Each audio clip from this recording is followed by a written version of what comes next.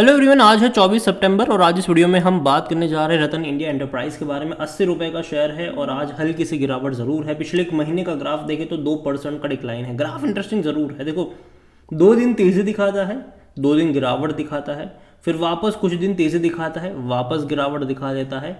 तो ये ज़रूर पिरामिड्स यहाँ पर ज़रूर बनते नजर आ रहे हैं और उसके बारे में डिस्कस भी करेंगे। भैया भरोसा कर सकते हैं कि नहीं इसके ऊपर, और कंपनी बिजनेस क्या कर रही है, क्योंकि एक नहीं कई तरीके के बिजनेस इस एक कंपनी के अंडर में है।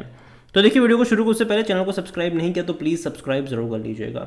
तो 80 रुपये का शेयर एक महीने में कोई पैसा नहीं बना है, लेकिन अप्स एंड डाउन्स काफ़ी ज़्यादा देखे हैं। 77 रुपीज़ का लो देखा है और इसने तकरीबन 83 रुपीज़ का हाई भी देखा है। और जहाँ तक एक साल की बात करें तो 38% का ग्रोथ है। ग्राफ इंटरेस्टिंग है। तेजी एक झटके में आई थी। 50 से 90 रुपये का लेवल बहुत ही कम वक्त में इसे दिखा दे, लेकिन उसके बाद अगर आप देख रहे हो तो कंसोलिडेट तो कर रहा है ये।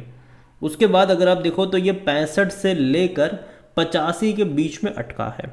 और अभी अगर आप देखोगे तो ये रेंज और कम हो रही है। 70 और 85 के बीच में ये अटकता हुआ नजर आया है। और अभी यहाँ पर आप देखो तो जिस प्राइस पे ये ट्रेड कर रहा है उसी के थोड़े ऊपर एक रेजिस्टेंस और वो स्ट्रॉन्ग रेजिस्टेंस और वो 85 रुपये का है।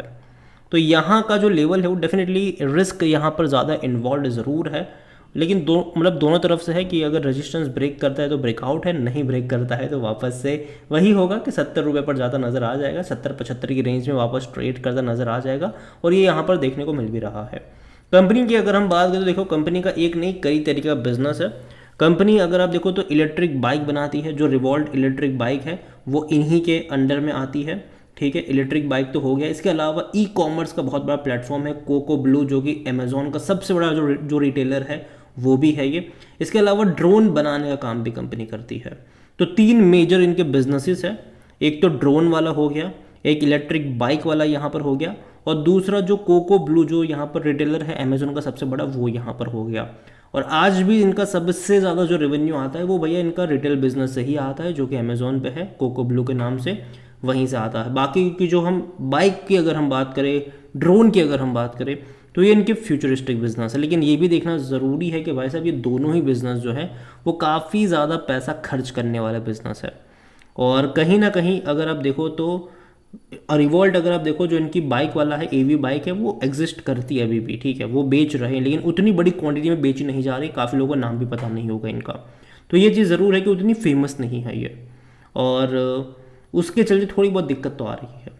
और जहाँ तक इनके वॉल्यूम्स की बात है तो 48 लाख के आसपास का शेयर यहाँ पर ट्रेड होते आज नज़र आए। इसका जो ऑल टाइम हाई वो 94-95 रुपीज़ का था।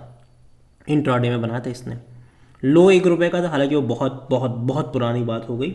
मार्केट कैप 11,000 करोड़ से भी ज़्यादा का देखने को मिल रहा है। कंपनी के बारे में अगर हम बात करें, अकॉर्डिंग टू मनी कंट्रोल जो यूज़र है 50-50 का रेशियो। 50% लोग कह रहे खरीदारी करो, 50% लोग कह रहे बेचो और भाग जाओ। मेरा यहाँ पर रवैया यही है कि भैया खरीदारी के मौके अभी तो नहीं है। रीज़न सिंपल सा है कि जिस लेवल पे ट्रेड कर, जिस प्राइस पे ट्रेड कर रहा है उससे ही ऊपर एक रेजिस्टेंस बैठा हुआ है, तो अभी कोई मौका नहीं है ये। अगर गिरावट आती है तो डेफिनेटली 70 रुपये का जो लेवल होगा वहाँ पर एक बाइंग इंटरेस्ट आ सकते हो कि वहाँ पर एक स्ट्रॉन्ग रेजिस्टेंस है। 65 और 70 का जो रेंज है वहाँ पर एक स्ट्रॉन्ग रेजिस्टेंस है ज़रूर। तो 70 रुपये के आसपास डेफिनेटली आपको एक बाइंग इंटरेस्ट देखने को मिल सकता है अगर ये गिरावट दिखाकर वहाँ पर जाता है तो। और देखा जाए तो इनके रेवेन्यू बढ़े ज़रूर है। 22-23 में डेफिनेटली काफ़ी बड़ी तेज़ी हमने देखी, और वैल्यूएशन के हिसाब से देखें तो काफ़ी सस्ता भी है। 10 का पी है इसका, सेक्टर भी 25 का है।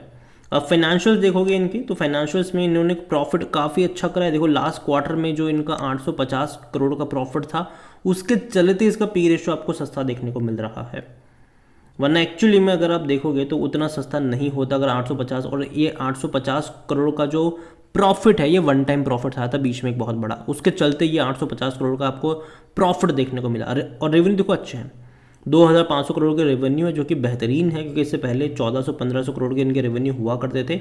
तो रेवेन्यू में बहुत अच्छी तेज़ी, इवन 2022 में इनके रेवेन्यू 500-600 करोड़ थे।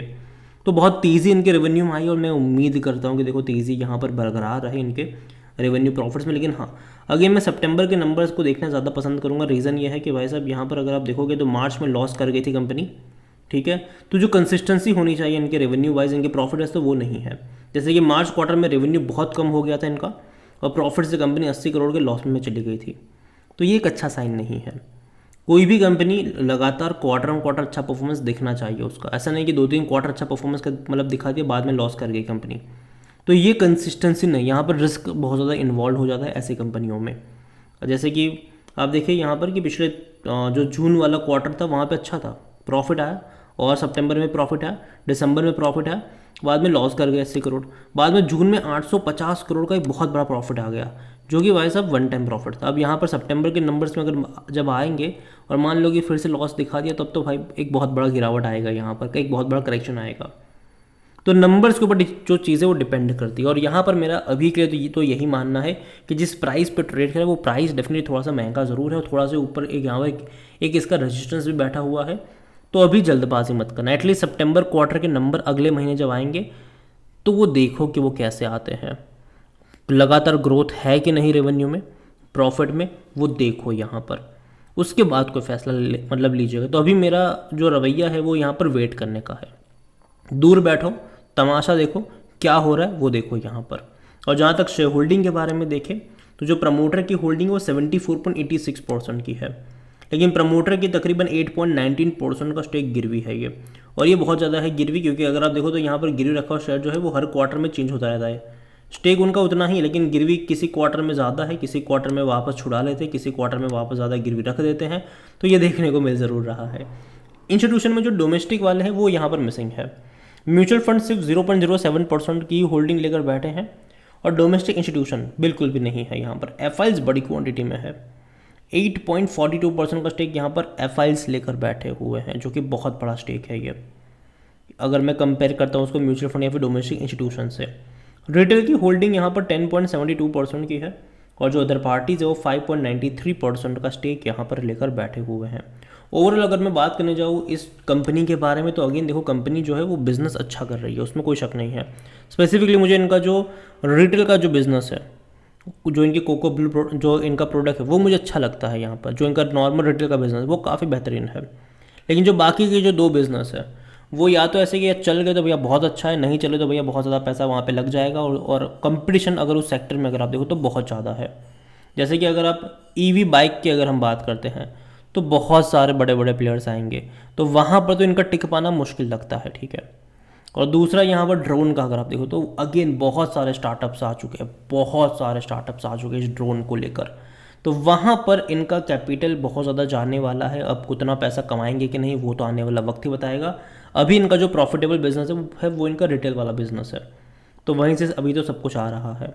तो यहाँ पर मैं अभी के लिए इतना ही मानता हूँ कि जो बाकी के जो दो इनके फ्यूचर वाले बिजनेस हैं उनका परफॉर्मेंस अभी के टाइम पे उतना ज़्यादा कुछ खास दिख नहीं रहा है, लेकिन आने वाले टाइम में कुछ कह नहीं सकते कि क्या होगा। लेकिन अगेन कंपनी में अगर ख़रीदारी करी है तो थोड़ा बहुत अगर ऊपर जाता है तो प्रॉफिट टेकिंग के बारे में सोचना चाहिए, और फ्रेश एंट्री के मौके मेरे हिसाब से नहीं है। 70 रुपये का जो लेवल है वहाँ पर नज़र होनी चाहिए, और उस या तो 70 के लेवल पे नज़र रखो, या फिर जो इनके सितंबर के रिजल्ट्स आएंगे वो एक बार देख लो। और जैसे रिजल्ट्स आएंगे मैं डेफिनेटली आपको वीडियो बनाकर अपडेट भी कर दूंगा। तो चैनल को सब्सक्राइब करना भूलिएगा नहीं, बेल आइकन को प्रेस कर लीजिएगा। वीडियो को यहीं पे एंड करता हूँ।